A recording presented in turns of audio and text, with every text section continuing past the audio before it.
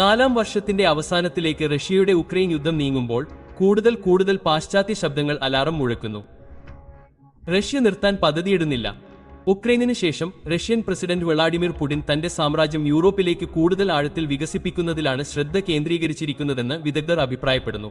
മുൻ വീഡിയോയിൽ നമ്മൾ ഉൾപ്പെടുത്തിയതുപോലെ 2025 വേനൽക്കാലം യൂറോപ്പിലെ അവസാനത്തെ സമാധാനപരമായ വേനൽക്കാലമായിരിക്കുമെന്ന് ജർമ്മൻ ചരിത്രകാരിയും സൈനിക വിശകലന വിദഗ്ധയുമായ സുന നൈറ്റൽ ആവർത്തിച്ച് പ്രസ്താവിച്ചിട്ടുണ്ട്. 2026 ശരത്കാലത്തോടെ ഒരു നാറ്റോ അംഗരാജ്യത്തിനെതിരെ റഷ്യ ആക്രമണം നടത്താൻ സാധ്യതയുണ്ടെന്ന് മുന്നറിയിപ്പ് നൽകിയിട്ടുണ്ട്.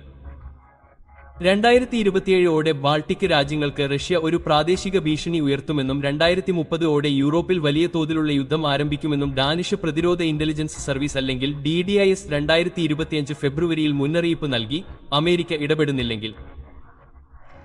എന്നാൽ institute for the study of war, German പത്രമായ വെൽറ്റ്, എൽവുസ് എന്നറിയപ്പെടുന്ന ഉക്രൈനിയൻ സീക്രട്ട് സർവീസ് ഉദ്യോഗസ്ഥർ എന്നിവരുൾപ്പെടെയുള്ള ചില വിദഗ്ധരുടെ അഭിപ്രായത്തിൽ ആ യുദ്ധത്തിന്റെ ആദ്യഘട്ടം ഇതിനകം ആരംഭിച്ചു കഴിഞ്ഞു. ഇതിനെ പേസ് 0 എന്ന് വിളിക്കുന്നു. തുടർന്നുള്ള സൈനിക നടപടികൾക്ക് തയ്യാറെടുക്കുന്നതിനായി പടിഞ്ഞാറിനെ ശക്തിപ്പെടുത്തുന്നതിന്റെ ഒരു നിർണായക ഭാഗമാണിത്. അതിനാൽ പേസ് 0 എന്താണെന്ന് നോക്കാം. അത് പ്രവർത്തിക്കുന്നുണ്ടോ ഇല്ലയോ? വിദഗ്ധർ നിർദ്ദേശിക്കുന്നതുപോലെ നാറ്റോയ്ക്കെതിരായ ആസന്നമായ റഷ്യൻ ആക്രമണത്തെ ഇത് ശരിക്കും സൂചിപ്പിക്കുന്നുണ്ടോ എന്ന് നോക്കാം. ചുരുക്കത്തിൽ, റഷ്യൻ തന്ത്രപരമായ ചിന്തയിൽ പേസ് 0 എന്നത് യഥാർത്ഥ വെടിവെപ്പ് ആരംഭിക്കുന്നതിന് മുമ്പുള്ള യുദ്ധത്തിന്റെ ഘട്ടമാണ്. ഇതിൽ സൈനിക ശേഖരണം, സൈബർ ആക്രമണങ്ങൾ, നാറ്റോ അതിർത്തികൾക്ക് സമീപമുള്ള രഹസ്യാന്വേഷണ പ്രവർത്തനങ്ങൾ എന്നിവ ഉൾപ്പെടുന്നു. ഇവയെല്ലാം സമീപ മാസങ്ങളിൽ വ്യക്തമായി നിരീക്ഷിക്കപ്പെട്ടിട്ടുണ്ട്. എന്നാൽ ഏറ്റവും പ്രധാനമായി ഇതിൽ വിവരപരവും മനഃശാസ്ത്രപരവുമായ യുദ്ധതന്ത്രങ്ങൾ ഉൾപ്പെടുന്നു. അധിനിവേശത്തിനായി ലക്ഷ്യമിടുന്ന രാജ്യത്തെ വേണ്ടത്ര അസ്ഥിരപ്പെടുത്താനും മുൻകൂട്ടി വിഭജിക്കാനും കഴിയുമെങ്കിൽ ഒരു അധിനിവേശം വളരെ എളുപ്പമായിരിക്കും എന്നതാണ് ഈ അട്ടിമറി മനഃശാസ്ത്ര തന്ത്രങ്ങൾക്ക് പിന്നിലെ ആശയം. ഇത്തരത്തിലുള്ള സൂക്ഷ്മമായ ഘട്ടക്രമീകരണം എത്ര ദുഷ്ടമാണെങ്കിലും ശീതയുദ്ധ കാലഘട്ടത്തിലെ പാശ്ചാത്യരുമായുള്ള യുദ്ധത്തിനുള്ള റഷ്യൻ പദ്ധതിയിൽ നിന്ന് ഇത് വളരെ അകലെയാണ്. അത് ഒരുപക്ഷെ വളരെ നല്ല കാര്യമാണ്. 1960കളിൽ സോവിയറ്റ് സൈനിക ആസൂത്രണം ജോസഫ് സ്റ്റാലിന്റെ നേതൃത്വത്തിൽ സ്വീകരിച്ചിരുന്ന പ്രതിരോധ നിലപാടിൽ നിന്ന് കൂടുതൽ ആക്രമണാത്മക തന്ത്രത്തിലേക്ക് മാറി.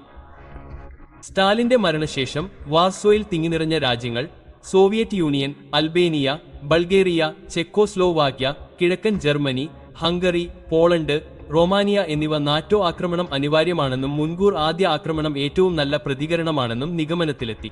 ദിവസങ്ങൾക്കുള്ളിൽ പടിഞ്ഞാറൻ യൂറോപ്പ് കീഴടക്കാൻ ലക്ഷ്യമിട്ടുള്ള ഒരു വലിയ തോതിലുള്ള ആക്രമണ ബ്ലിറ്റ്സ്ക്രീഗിനെ വിഭാവനം ചെയ്യുന്ന യുദ്ധ പദ്ധതികൾ അവർ വികസിപ്പിച്ചെടുത്തു. ഏറ്റവും ആശങ്കാജനകമായി പ്രധാന പടിഞ്ഞാറൻ യൂറോപ്യൻ നഗരങ്ങളെയും Hamburg, Bonn, Munich, Amsterdam, Brussels, Vienna തുടങ്ങിയ സൈനിക ലക്ഷ്യങ്ങളെയും ഡെൻമാർക്കിലും ഇറ്റലിയിലും നശിപ്പിക്കുന്നതിന് തന്ത്രപരവുമായ ആണവായുധങ്ങളുടെ ഉദാരമായ ഉപയോഗം പദ്ധതികളിൽ ഉൾപ്പെടുന്നു. ഇത് വെറുമൊരു സൈദ്ധാന്തിക വ്യായാമത്തിൽ നിന്ന് വളരെ അകലെയായിരുന്നു, പക്ഷേ ആവശ്യമായ കമാൻഡ് ഘടനകളും ആണവായുധങ്ങളും സ്ഥാപിക്കുകയും തയ്യാറാക്കുകയും ചെയ്ത ഗുരുതരമായ ഒരു ബ്ലൂ പ്രിന്റ്. കുത്ത്. ഭാഗ്യവശാൽ ശീതയുദ്ധം പുരോഗമിക്കുകയും സോവിയറ്റ് മനസ്സിൽ നാറ്റോയുടെ ആദ്യ ആക്രമണത്തിന്റെ സാധ്യത കുറയുകയും ചെയ്തപ്പോൾ നയം അല്പം അയഞ്ഞു. അതിന്റെ സ്ഥാനത്ത് ഒരു പുതിയ, കൂടുതൽ അട്ടിമറി പദ്ധതി ഉയർന്നുവന്നു. അത് ഇപ്പോൾ നടക്കുന്ന ഘട്ടം 0 പ്രവർത്തനങ്ങൾക്ക് അടിത്തറയിട്ടതായി തോന്നുന്നു. 1970-ൽ കാനഡയിലേക്ക് പലായനം ചെയ്ത മുൻ KGB ഏജന്റായ യൂറി ബെസ്മാനോവ് 1980-കളിൽ ഈ ചെടിയുടെ വിത്തുകൾ വിതറി. 1984-ൽ ലിബർട്ടേറിയൻ പത്രപ്രവർത്തകനും എഴുത്തുകാരനുമായ എഡ്വേർഡ് ഗ്രിഫിനുമായുള്ള ഒരു അഭിമുഖത്തിൽ ദീർഘകാല മനഃശാസ്ത്ര യുദ്ധവും പ്രത്യയശാസ്ത്രപരമായ അട്ടിമറിയും കൈവരിക്കുന്നതിനായി രൂപകൽപ്പന ചെയ്ത 4-ഘട്ട പദ്ധതിയെക്കുറിച്ച് അദ്ദേഹം വിവരിച്ചു. അതിനെ അദ്ദേഹം ഒരു വലിയ മസ്തിഷ്ക പ്രക്ഷാളനം എന്ന് വിശേഷിപ്പിച്ചു.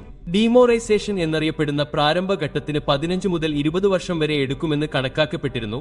കൂടാതെ മാർക്സിസ്റ്റ് ലെനിനിസ്റ്റ് പ്രത്യയശാസ്ത്രമുള്ള അക്കാദമിയ, മാധ്യമങ്ങൾ, രാഷ്ട്രീയ പാർട്ടികൾ തുടങ്ങിയ അമേരിക്കൻ സ്ഥാപനങ്ങളിലേക്ക് നുഴഞ്ഞുകയറാനുള്ള ഒരു വ്യവസ്ഥാപിത ശ്രമം ഇതിൽ ഉൾപ്പെട്ടിരുന്നു. പൊതുജനങ്ങൾ യാഥാർത്ഥ്യത്തെ എങ്ങനെ കാണുന്നു എന്നതിൽ മാറ്റം വരുത്തുക എന്നതായിരുന്നു ലക്ഷ്യം. 1960-കളിലെ ഹിപ്പി പ്രസ്ഥാനത്തിന്റെയും ഇടതുപക്ഷ ചായ്വുള്ള ചിന്തകരുടെ പിൽക്കാല തലമുറകളുടെയും പാരമ്പര്യങ്ങൾ പ്രധാനപ്പെട്ട സാമൂഹിക ഘടനകളിൽ ഉറച്ചുനിൽക്കുന്നതിലൂടെ 1980-കളോടെ ഈ ഘട്ടം ഇതിനകം അവസാനിച്ചുവെന്ന് ബെസ്മാനോവ് വാദിച്ചു. 1980-കൾ മുതൽ ഇടതുപക്ഷ പാശ്ചാത്യ പ്രത്യയശാസ്ത്രം എത്രത്തോളം ഇടതു പാശ്ചാത്യ പ്രത്യയശാസ്ത്രത്തിലേക്ക് വഴുതി വീണു എന്നത് പരിഗണിക്കുമ്പോൾ ഒരു വിഷമകരമായ കാര്യമാണ്. വിരോധാഭാസമെന്ന് പറയട്ടെ, ഇന്ന് റഷ്യ മാർക്സിസ്റ്റ് തത്വങ്ങളെ അടിസ്ഥാനമാക്കിയുള്ള ഒരു സംവിധാനത്തേക്കാൾ വലതുപക്ഷ ചായ്വുള്ള സ്വേച്ഛാധിപത്യമാണ്. രണ്ടാം ഘട്ട അസ്ഥിരീകരണം 2 മുതൽ 5 വർഷം വരെ കാലയളവിൽ ലക്ഷ്യമിടുന്ന രാജ്യത്തിന്റെ സമ്പദ്വ്യവസ്ഥ, വിദേശ ബന്ധങ്ങൾ, പ്രതിരോധ സംവിധാനങ്ങൾ, മറ്റ് അവശ്യ സ്ഥാപനങ്ങൾ എന്നിവയെ ദുർബലപ്പെടുത്തുക എന്ന ലക്ഷ്യത്തോടെയായിരിക്കും. ഇതിനെ തുടർന്ന് ഒരു പ്രതിസന്ധി ഘട്ടമുണ്ടാകും. ഇത് കൃത്രിമ മാർഗങ്ങളിലൂടെ 6 ആഴ്ചയ്ക്കുള്ളിൽ പ്രചോദിപ്പിക്കപ്പെടുമെന്നും ഇത് അധികാരത്തിലും സമ്പദ്വ്യവസ്ഥയിലും അക്രമാസക്തമായ മാറ്റത്തിലേക്ക് നയിക്കുമെന്നും ബെസ്മാനോവ് പറഞ്ഞു. ഒടുവിൽ സാധാരണവൽക്കരണ ഘട്ടത്തിൽ നിലവിലുള്ള രാഷ്ട്രീയ സാമൂഹിക ക്രമത്തെ ഫലപ്രദമായി മാറ്റിസ്ഥാപിക്കുന്ന ഒരു മാർക്സിസ്റ്റ് ലെനിനിസ്റ്റ് ഗവൺമെന്റ് സ്ഥാപിക്കപ്പെടുകയും ഏകീകരിക്കപ്പെടുകയും ചെയ്യും.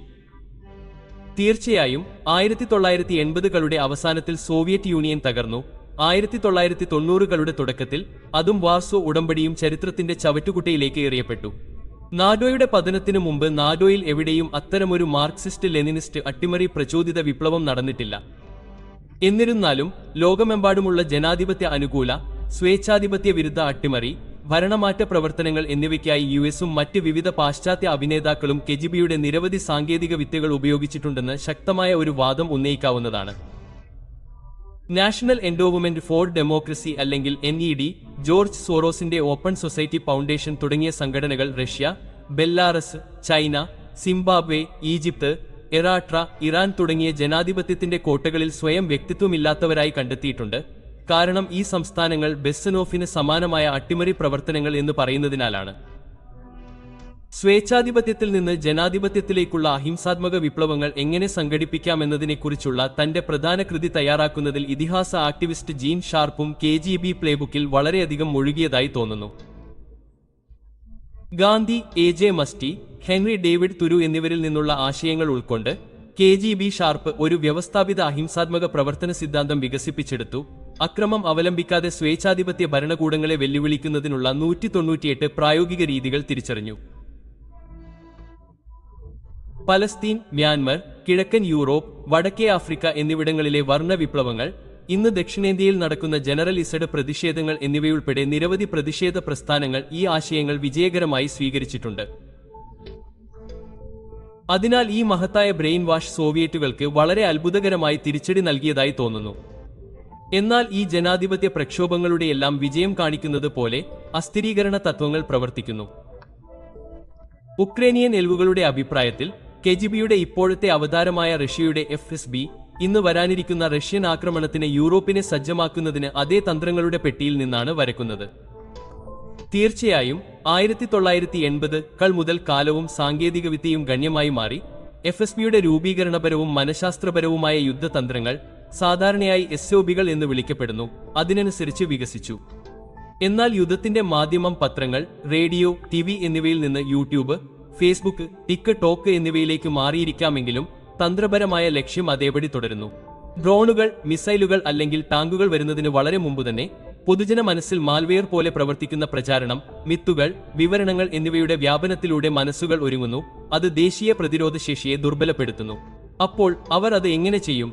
റഷ്യൻ സ്പെഷ്യൽ സർവീസസ് സ്കോപ്സ് എങ്ങനെ ആസൂത്രണം ചെയ്തുവെന്ന് വിശദീകരിക്കുന്ന ഒരു രേഖ തങ്ങൾക്ക് ലഭിച്ചതായും അത് സ്വതന്ത്ര UK വാർത്താ ദാതാവായ ലൈൻ ടൈംസുമായി പങ്കിട്ടതായും ചോദ്യം ചെയ്യപ്പെടുന്ന എൽസ് അവകാശപ്പെട്ടു.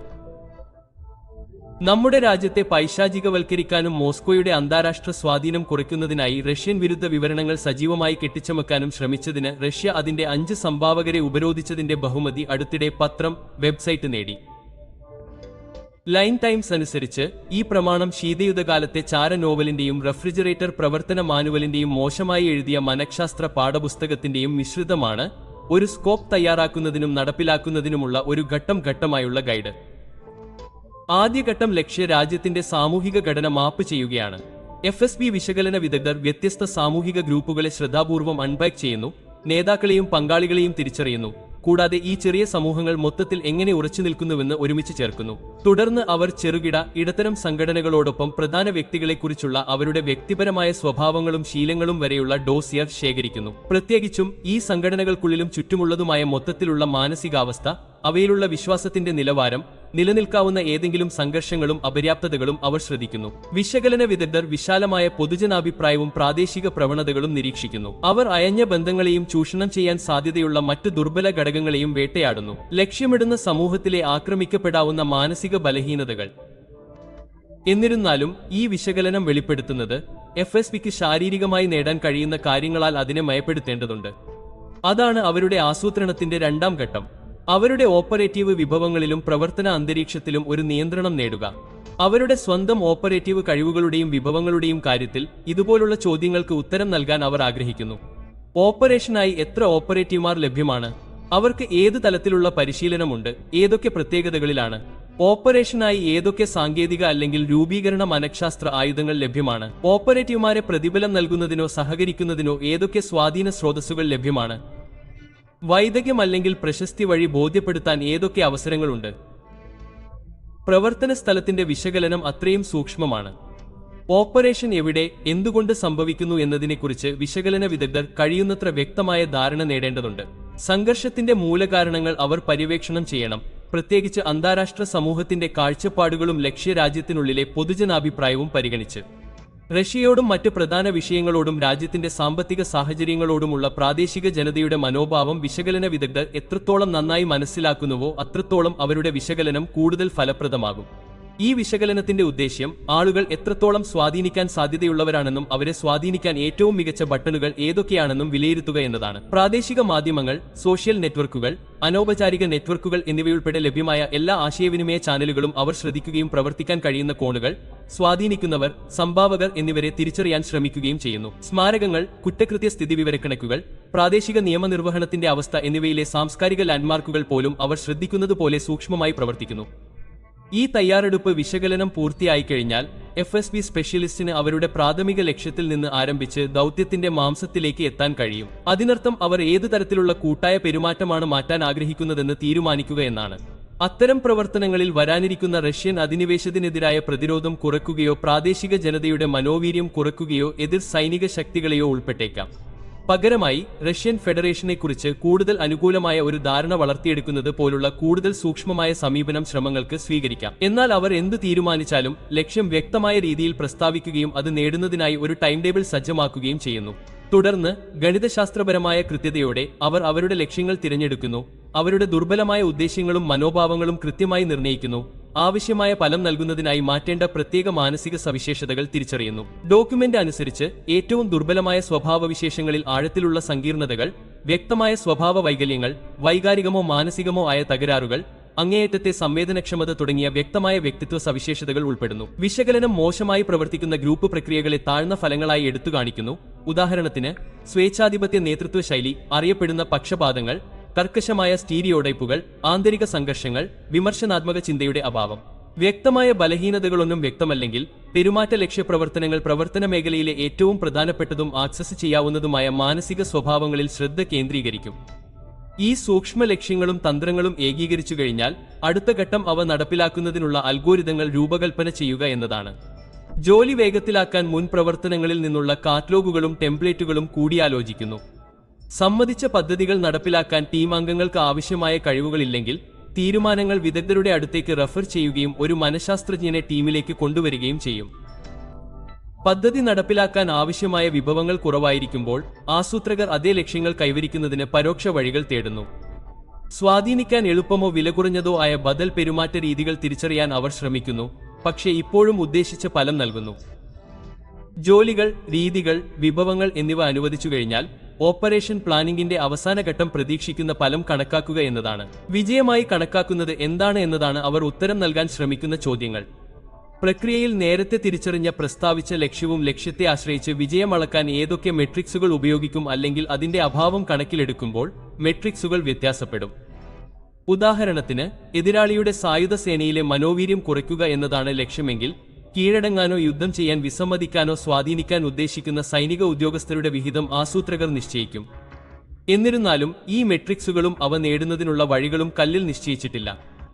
ഓപ്പറേഷൻ സമയത്ത് സംഖ്യകൾ കുറവാണെങ്കിൽ അതിനനുസരിച്ച് പദ്ധതി പരിഷ്കരിക്കുകയോ വിഭവങ്ങൾ മാറ്റുകയോ ശേഷി വർദ്ധിപ്പിക്കുകയോ അല്ലെങ്കിൽ ഓപ്പറേഷൻ നടക്കുന്ന സാഹചര്യങ്ങൾ മാറ്റുകയോ ചെയ്യുന്നു. ന്യായമായി പറഞ്ഞാൽ, കിഴക്കൻ ഉക്രൈനിലെ യഥാർത്ഥ യുദ്ധക്കളങ്ങളിൽ നമ്മൾ പലപ്പോഴും കണ്ടിട്ടില്ലാത്ത തരത്തിലുള്ള റഷ്യൻ സേനയുടെ സമഗ്രവും സൂക്ഷ്മവുമായ തയ്യാറെടുപ്പാണിത്. നിർഭാഗ്യവശാൽ എൽസിന്റെ അഭിപ്രായത്തിൽ ഈ പദ്ധതികൾ നടപ്പിലാക്കുന്നതിൽ FSB വളരെ ഫലപ്രദമാണ്, കൂടാതെ തെളിയിക്കപ്പെട്ട മനഃശാസ്ത്ര ആയുധങ്ങളുടെ ഒരു സദാ വികസിച്ചുകൊണ്ടിരിക്കുന്ന ടൂൾ കിറ്റ് വികസിപ്പിച്ചെടുത്തിട്ടുണ്ട്. നിലവിൽ ഉപയോഗിക്കുന്ന ഒരു പൊതുതന്ത്രം ഉക്രൈനിയൻ അഭയാർത്ഥികളായി വേഷമാറ്റി പരിശീലനം ലഭിച്ച പ്രവർത്തകരെ വിന്യസിക്കുക എന്നതാണെന്നും പാശ്ചാത്യ സമൂഹങ്ങളിലേക്ക് നുഴഞ്ഞുകയറാൻ ബെല്ലാറസ് വഴി സിറിയൻ അഭയാർത്ഥികളായി വേഷമാറ്റി കുർദിഷ് ഏജന്റുമാരെ FSB അയച്ചിട്ടുണ്ടെന്നും അവർ അവകാശപ്പെടുന്നു. ഉക്രേനിയൻ അഭയാർത്ഥികൾക്കിടയിലെ ഈ ഒളിഞ്ഞിരിക്കുന്ന ഏജന്റുമാരുടെ തന്ത്രം റഷ്യയ്ക്കുള്ളിലെ FSBക്ക് വലിയ തലവേദനയാകാനും സാധ്യതയുണ്ട്. 2015 ആയപ്പോഴേക്കും ഔദ്യോഗിക റഷ്യൻ സെൻസസ് കണക്കുകൾ പ്രകാരം റഷ്യയിൽ 58,64,000-ത്തിലധികം ഉക്രേനിയക്കാർ താമസിച്ചിരുന്നു. അതായത് അവർ മൊത്തം ജനസംഖ്യയുടെ 4%-ത്തിലധികം പ്രതിനിധീകരിക്കുന്നു. ഇത് റഷ്യയ്ക്കുള്ളിൽ കാണപ്പെടുന്ന 190-ലധികം വംശീയ വിഭാഗങ്ങളിൽ 8ാമത്തെ വലിയ ഉക്രേനിയക്കാരെ പ്രതിനിധീകരിക്കുന്നു. ഇവരിൽ 1 ദശലക്ഷത്തിലധികം പേർ 2014-ൽ ഈ മേഖലയിൽ ആഭ്യന്തര യുദ്ധം പൊട്ടിപ്പുറപ്പെട്ടതിനെ തുടർന്ന് അയൽരാജ്യമായ ഡോൺബാസ് മേഖലയിൽ നിന്ന് റഷ്യയിലേക്ക് പലായനം ചെയ്ത അഭയാർത്ഥികളാണ്. 2022-ൽ റഷ്യയുടെ അധിനിവേശം ആരംഭിച്ചതിനു ശേഷം ആ സംഖ്യ വർദ്ധിച്ചുകൊണ്ടിരിക്കുന്നു. റഷ്യയിലേക്ക് 1.2 മുതൽ 2.9 ദശലക്ഷം ഉക്രേനിയക്കാർ വരെ എത്തിയതായി കണക്കാക്കപ്പെടുന്നു. കൂടാതെ ഈ അഭയാർത്ഥികളുടെ പലായനം FSBയുടെ ഉക്രൈനിന്റെ പതിപ്പായ ജിആർയുവിന് ഓപ്പറേറ്റീവുകളെ ഉൾപ്പെടുത്താനുള്ള ഒരു സുവർണാവസരത്തെ പ്രതിനിധീകരിച്ചിരിക്കണം. തീർച്ചയായും 2025 ജൂൺ തുടക്കത്തിൽ നടന്ന ധീരമായ ഓപ്പറേഷൻ സ്പൈഡർവെബിനിടെ ലോകം കണ്ടതുപോലെ റഷ്യയ്ക്കുള്ളിൽ ഏജന്റുമാരെ ഉൾപ്പെടുത്തുന്നതിൽ SBU വളരെ വിജയിച്ചു. നിരവധി റഷ്യൻ നഗരങ്ങളിൽ ആഴത്തിൽ ഉൾച്ചേർത്ത ഏജന്റുമാരെയും രാജ്യത്തേക്ക് ശ്രദ്ധാപൂർവം കടത്തിക്കൊണ്ടുപോയ ഉപകരണങ്ങളെയും ഉപയോഗിച്ച് GU നിരവധി വ്യോമതാവളങ്ങളിലെ റഷ്യയുടെ തന്ത്രപരമായ ബോംബർ കപ്പലിൽ വിനാശകരമായ ആക്രമണം നടത്തി. ഉക്രൈനിയൻ രഹസ്യാന്വേഷണ വൃത്തങ്ങൾ പറയുന്നതനുസരിച്ച് ബോംബർ വിമാനങ്ങൾ പാർപ്പിക്കുന്ന വ്യോമതാവളങ്ങൾക്ക് സമീപമുള്ള പ്രത്യേകം പരിഷ്കരിച്ച ട്രക്കുകളിൽ നിന്നാണ് ഡ്രോണുകൾ വിക്ഷേപിച്ചത്. റഷ്യക്കാരുടെ പൂർണ്ണമായ ഓഫ് ദി ഗാർഡിനെ പിടികൂടുകയും വളരെ ചെലവേറിയതും അപമാനകരവുമായ നാശനഷ്ടങ്ങൾ വരുത്തുകയും ചെയ്തു. റഷ്യൻ പ്രദേശത്തിനുള്ളിലെ ഓപ്പറേഷനുള്ള കമാൻഡ് സെന്റർ യഥാർത്ഥത്തിൽ റഷ്യയുടെ FSB സുരക്ഷാ സേവനത്തിന്റെ ഒരു പ്രാദേശിക ഓഫീസിന് സമീപമായിരുന്നു സ്ഥിതി ചെയ്തിരുന്നതെന്ന് സാലിൻസ്കി പറഞ്ഞു. എന്നാൽ എൽവസ് വെളിപ്പെടുത്തിയ റഷ്യൻ പദ്ധതികൾക്ക് സമാനമായ തന്ത്രങ്ങൾ ഉപയോഗിച്ച് GUR കഠിനാധ്വാനം ചെയ്യുന്നുണ്ടെന്നതിന്റെ മറ്റ് സൂചനകളുമുണ്ട്. 2024 ഒക്ടോബറിൽ യുവാക്കളെയും പ്രായമായ റഷ്യക്കാരെയും വിദേശികൾ അട്ടിമറി നടത്താൻ പ്രേരിപ്പിക്കുന്നതിന്റെ അപകട സാധ്യത നേരിടുന്നുണ്ടെന്ന് മുന്നറിയിപ്പ് നൽകി. ഒരു മാസത്തിനു ശേഷം പടിഞ്ഞാറൻ രാജ്യങ്ങളിൽ കുപ്രസിദ്ധമായ നാസി ഹിറ്റ്ലർ യൂത്ത് ഓർഗനൈസേഷനുമായി ഉപമിച്ചിരിക്കുന്ന റഷ്യയുടെ യൂത്ത് ആർമിയിലേക്ക് അംഗങ്ങളെ റിക്രൂട്ട് ചെയ്യാനുള്ള നാറ്റോ പിന്തുണയുള്ള ഉക്രേനിയൻ ശ്രമം തങ്ങൾ പരാജയപ്പെടുത്തിയതായി FSB അവകാശപ്പെട്ടു. യൂത്ത് ആർമിയിൽ നിന്നും Avangard military patriotic education സെന്ററിൽ നിന്നുമുള്ള സന്ദേശങ്ങൾ തടഞ്ഞ് മാറ്റം വരുത്തിയ ശേഷം ഉക്രൈനിന്റെ ഗള്ളിജൻസ് സർവീസ് മോസ്കോയിലെയും പരിസര പ്രദേശങ്ങളിലെയും സ്കൂളുകളിലേക്ക് മത്സ്യബന്ധന ഇമെയിലുകൾ അയച്ചതായി FSB ആരോപിച്ചു. റഷ്യയുടെ സുരക്ഷയ്ക്കെതിരായ റിക്രൂട്ട്മെന്റിനും ഇന്റലിജൻസ് അട്ടിമറി പ്രവർത്തനങ്ങളിൽ ഏർപ്പെടുന്നതിനുമായി കൗമാരക്കാരുടെ വ്യക്തിഗത വിവരങ്ങൾ ശേഖരിക്കാൻ ഉക്രൈനിന്റെ പ്രതിരോധ മന്ത്രാലയം ശ്രമിച്ചു. അവരുടെ പ്രസ്താവനയിൽ ഇങ്ങനെ പറയുന്നു: അടുത്തിടെ നവംബറിൽ KH-47M2 കിൻസൽ ഹൈപ്പർസോണിക് മിസൈൽ ഘടിപ്പിച്ച ഒരു MiG-31K ഇന്റർസെപ്റ്റർ വിമാനം ഹൈജാക്ക് ചെയ്യാൻ ബ്രിട്ടീഷ് ഇന്റലിജൻസിന്റെ പിന്തുണയോടെ ഗൂർ ആസൂത്രണം ചെയ്ത ഒരു സങ്കീർണമായ ഗൂഢാലോചനയെ ചെറുത്തുതോൽപ്പിച്ചതായി FSB അവകാശപ്പെട്ടു. അവരുടെ അഭിപ്രായത്തിൽ എൻക്രിപ്റ്റ് ചെയ്ത ചാനലുകൾ വഴി ഒരു റഷ്യൻ വ്യോമസേന പൈലറ്റിനെ നിയമിക്കുക എന്നതായിരുന്നു ഈ ഓപ്പറേഷൻ ലക്ഷ്യം. വ്യാജ ഫ്ലാഗ് പ്രകോപനമായി റൊമാനിയയിലെ കോൺസ്റ്റൻസിയിലുള്ള നാറ്റോ വ്യോമതാവളത്തിലേക്ക് വിമാനം പറത്തുന്നതിന് പകരമായി $3 മില്യൺ വാഗ്ദാനം ചെയ്യുകയും പാശ്ചാത്യ പൗരത്വം വാഗ്ദാനം ചെയ്യുകയും ചെയ്തു. വിദേശ ഹാൻഡ്ലർമാരെ തുറന്നുകാട്ടുന്നതിനും നടപ്പിലാക്കുന്നതിനു മുമ്പ് പദ്ധതി വിജയകരമായി തടസ്സപ്പെടുത്തുന്നതിനും പൈലറ്റ് തന്റെ മേലുദ്യോഗസ്ഥരെ സമീപിച്ചതായി FSB പ്രസ്താവിച്ചു. എന്നിരുന്നാലും ഇന്നുവരെ ഗൂർ അല്ലെങ്കിൽ ബ്രിട്ടീഷ് പ്രതിരോധ മന്ത്രാലയം ആരോപണങ്ങളെക്കുറിച്ച് പരസ്യമായി അഭിപ്രായം പറഞ്ഞിട്ടില്ല. അവകാശവാദങ്ങൾക്ക് സ്വതന്ത്രമായ സ്ഥിരീകരണമൊന്നും ഉണ്ടായിട്ടില്ല. ഇപ്പോൾ ഉക്രൈനിനുള്ളിലെ സമാനമായ FSB പ്രവർത്തനങ്ങൾ ഓപ്പറേഷൻ സ്പൈഡർവെബ് പോലുള്ള അതിശയകരമായ ഫലങ്ങൾ നൽകിയിട്ടുണ്ടോ എന്ന് വ്യക്തമല്ല. ഗോസിപ്പുകളും രഹസ്യ വിവരങ്ങളും പ്രചരിപ്പിച്ചുകൊണ്ട് റഷ്യൻ അധിനിവേശം അനിവാര്യമാണെന്ന് തോന്നിപ്പിക്കാൻ ലക്ഷ്യമിട്ടുള്ള ഉക്രൈനിനുള്ളിലെ അധിനിവേശത്തിനു മുമ്പുള്ള FSB പ്രവർത്തനങ്ങളിലേക്ക് എൽസ് വിരൽ ചൂണ്ടുന്നു. തദ്ദേശീയ ജനതയെ അധിനിവേശം സ്വീകരിക്കാൻ സജ്ജമാക്കുന്നതിനായി രഹസ്യ ശൃംഖലകളിലൂടെ മനഃപൂർവ്വം പ്രചരിപ്പിക്കാൻ ഇതിനകം തീരുമാനിച്ചതുപോലുള്ള ആഖ്യാനങ്ങൾ.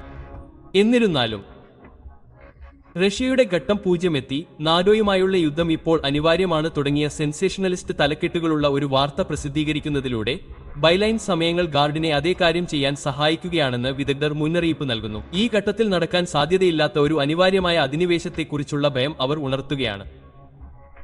കുത്ത് നാറ്റോ അംഗരാജ്യങ്ങളെയോ യൂറോപ്യൻ യൂണിയനെയോ പരമ്പരാഗതമായി ആക്രമിക്കാനുള്ള കഴിവും ഉദ്ദേശ്യവും റഷ്യയ്ക്കില്ലെന്ന് Anatol Lieven, Quincy institute for responsible statecraft തുടങ്ങിയ വിദഗ്ധർ വാദിച്ചു.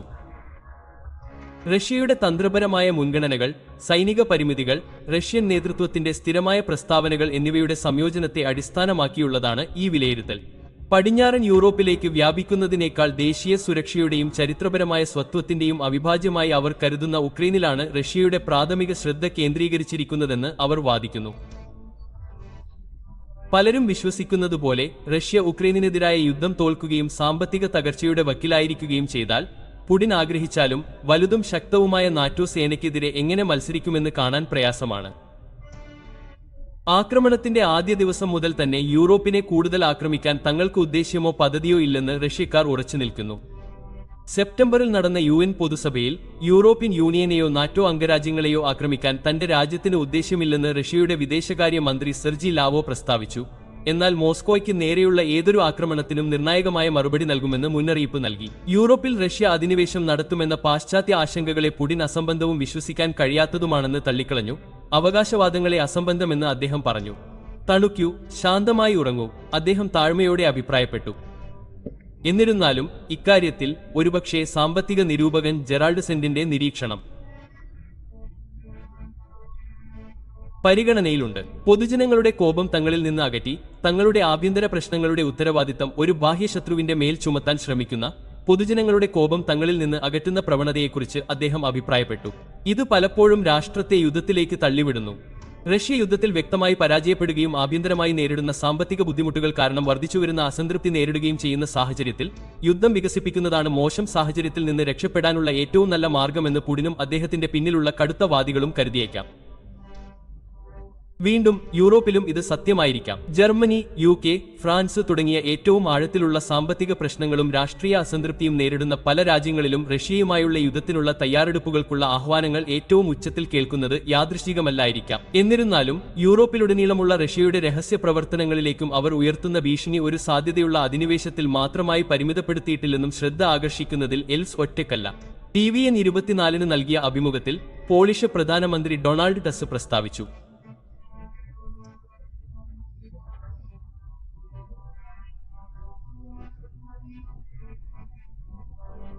ഭൂഖണ്ഡത്തിലെ എല്ലാ രാജ്യങ്ങളിലും പ്രവർത്തിക്കുന്ന മോസ്കോയുടെ അഞ്ചാമത്തെ നിരയെ അത്തരം പ്രാഥമിക ഉപകരണമായി അദ്ദേഹം തിരിച്ചറിഞ്ഞു. എല്ലാ കാര്യങ്ങളും പരിഗണിക്കുമ്പോൾ ഓർക്കുകൾ കവാടത്തിലാണെന്ന് ഭ്രാന്തമായി പ്രഖ്യാപിക്കാൻ തുടങ്ങുന്നത് വളരെ നേരത്തെ ആയിരിക്കാം. റഷ്യ വളരെ ദുർബലമായതിനാലോ നാറ്റോ അംഗങ്ങൾക്കെതിരെ യുദ്ധം ആരംഭിക്കാൻ ആലോചിക്കാൻ നാറ്റോയുടെ ഭീഷണിയെക്കുറിച്ച് ജാഗ്രത പുലർത്തുന്നതിനാലോ ആയിരിക്കാം. അല്ലെങ്കിൽ സമയക്രമം അനുസരിച്ച് അത് ശരിയായിരിക്കാം. സോവിയറ്റ് യൂണിയൻ പുനഃസ്ഥാപിക്കുക എന്നതാണ് പുടിന്റെ യഥാർത്ഥ